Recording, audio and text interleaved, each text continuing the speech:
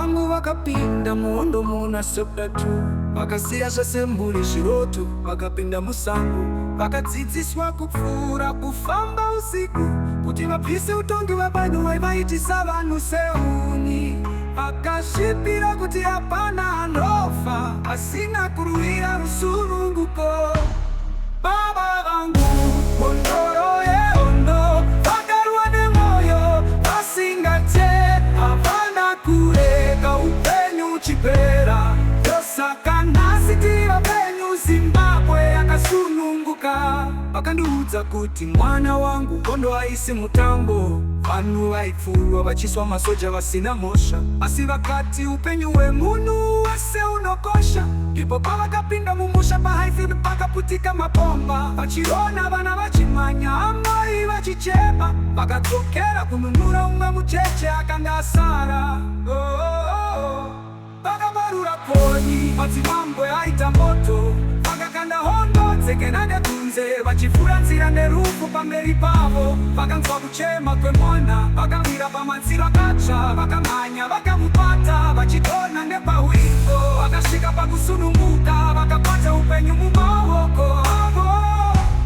Baba vangu Bondoro yeondo, vakarwa nemoyo vasingate, havana kurega upenyu uchipera. Yosaka nasitira penyu Zimbabwe akasununguka. Vakanditi handina kutia moto, ndakatocha kare, ndakati akufanisa kuti ndagwira nyika yedu. Ndakakuona uri mudiki, ndakaziva unofanira kurarama. Ndipo patakatora mwana uya tikamutumidza Zimbabwe, semu yeuchidzo hwekutambura sine kukunda zvakare. Baba vangu Bondoro yeondo, vakarwa nemoyo vasingate, havana kurega upenyu uchipera. Yosaka nasitira penyu Zimbabwe akasununguka. Yosaka nasitira penyu mbondoro dzedu dzakashkutsa.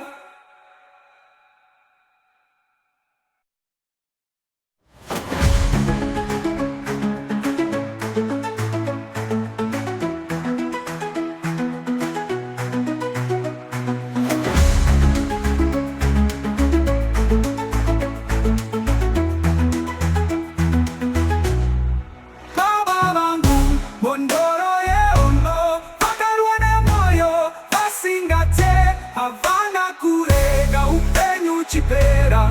Yosaka nasitira penyu Zimbabwe akasununguka. Yosaka nasitira penyu mbondoro dzedu dzakashkutsa.